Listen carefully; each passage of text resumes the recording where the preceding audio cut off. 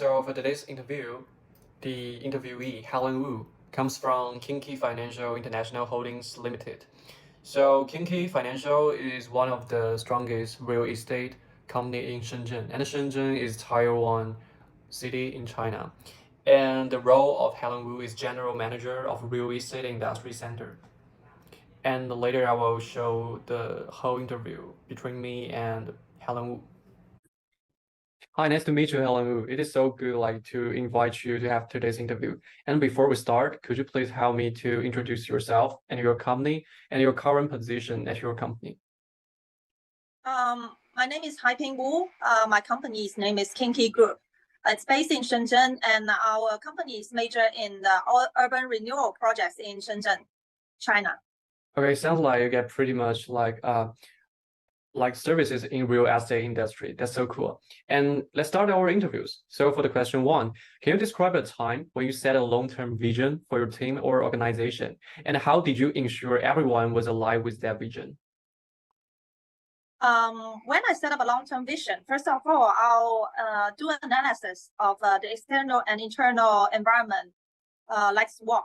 And then in order to make sure that everyone is following the vision and to execute the plan, I'll hold a meeting for my team. And then everyone knows what they're responsible for, and they have an idea, a very certain description and for their job, their position.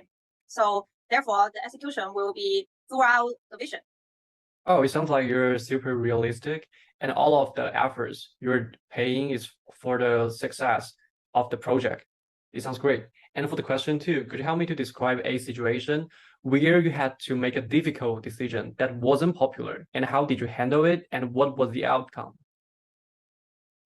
In order to make sure the decision is acceptable for everyone, maybe not everyone, for most of my team, usually if I make a difficult decision, and before that, I will have a report to my boss. Yeah, my boss, who's really the decision maker at the end. Then after talk to him, and I will have a meeting for my team, and then I listen to everyone. I'll listen to everyone because my team is not so many people, like 20 people team. Then I'll give a chance to everyone to speak out. What's their idea, and what's the pros and cons for them to concern. Then after the meeting, then I will make sure that the decision I made is it's how to say it's everyone's acceptable, and then we will balance the advantage and disadvantages. Oh, so like the basic stuff you're talking about is you want to play stuff safe. Like you don't want to make the extra, risk. So just to take less risk and have great communication skill sets so that you can cooperate with the teamwork. All right, great. So how did you identify the strengths and weaknesses of your team members, and how do you plan to develop them? At the very beginning, when I select my team member, I will go through their resume. And then when I do the interview with them, I will ask specific questions about our field, the professional field, and the project major concerns. So I'll have an idea of what they are capable for. Then when they finally join the team, and I'll select them to their position accordingly. Of course, during the project process, because real estate is not like 1 year or 6 months project. Usually real estate development, it takes like 4 or 5 years.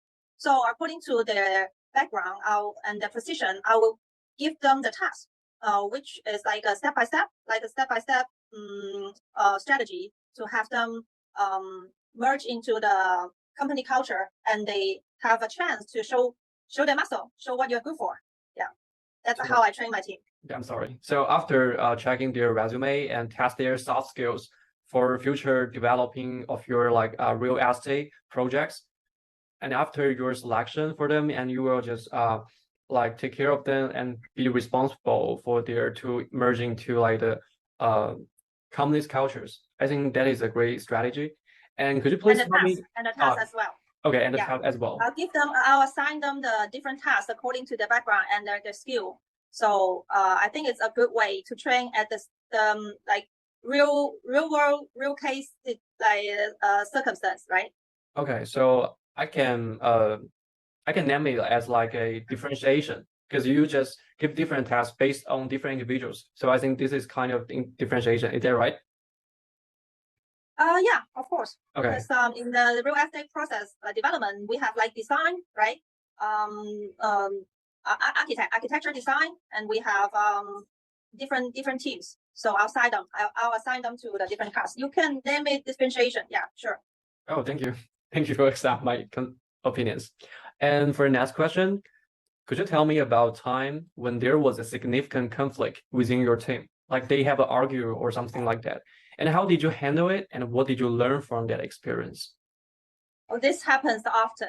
Oh, We really? won't have a team that will have same idea or same voice. That's what I expect them to do. What I expect them to do is to explore, to find out, like even though in a team, different major and different position, they have their own responsibilities, right?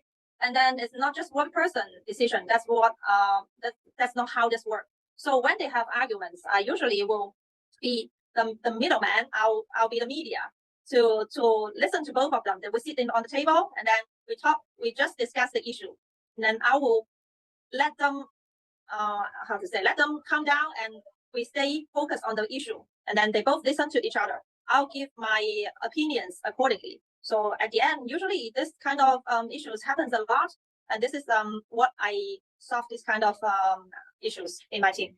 Oh, it sounds like you have some like psychological knowledge basis because you can help your teammate like to calm down and you can help them to negotiate with each other to help them get their work better and stop the fight, which is like does harm to the process of the project you guys are doing.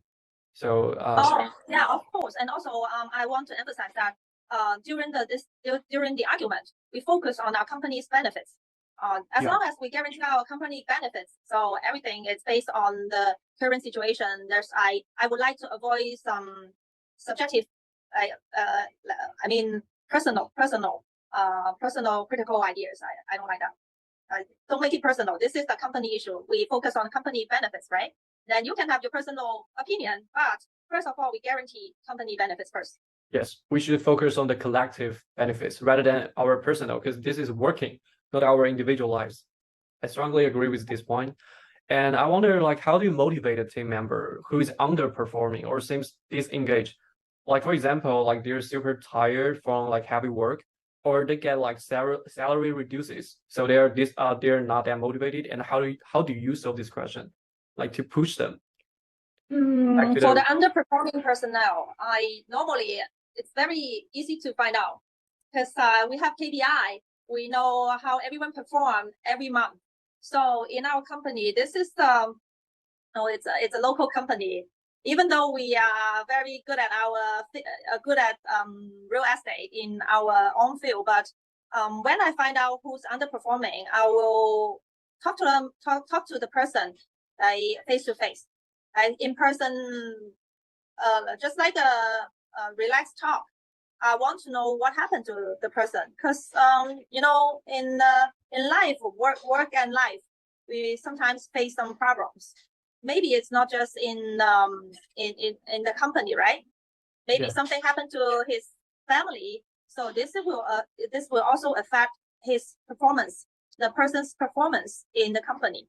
So I will have a casual talk to the person first, and then if there's some points I find out it's because of some company issues like salary reduced. And I need to explain to the person that why the salary is reduced. This is a decision by the company according to the whole company's or maybe whole team's performance. It's not just your personal problem. So if he think it's not fair, so I will explain why this decision was made, and it's made on him, not the other person. So if this person is not accepting my suggestions, this is a signal for the person to change, right? If you are underperforming, you are also in a competition in a team. So this person should realize he needs to change. and he needs to improve his performance in order to guarantee the whole team performance. And also, this is a team honor. If my team have a very excellent performance at the year end, everyone will get their bonus, right? Everyone's yeah. happy, not just me. So this is my way to solve these underperforming problems in my team. Well, it sounds positive because, like, from your words, I feel like you're super compassionate because you can like think through the problem, like beneath the phenomenon, and you want to find out like what really bothered them, either it from their lives or the workplace. You will find like what's the really problem for them and how to and you can help them to solve with the problem as possible. So I think that is a great way to be a leader in your team. And I have to say congratulations. And this is I think that's all for today's interview, and I'm really appreciate the time you give to me to attend today's interview. I appreciate it. It's Please my have a- honor as well. Yeah, please have a wonderful day. Yeah, enjoy your break. You Thank too. you so Thank much. you, Alan. Thank you so much, Helen. Thank you. You're welcome. You're welcome. Bye. Bye. Well, after the interview with Helen Wu, I know it is important to have a visionary. As she mentioned, urban renewal is a project which is time consuming and resources consuming. So she has to plan everything carefully in advance to get the best outcomes.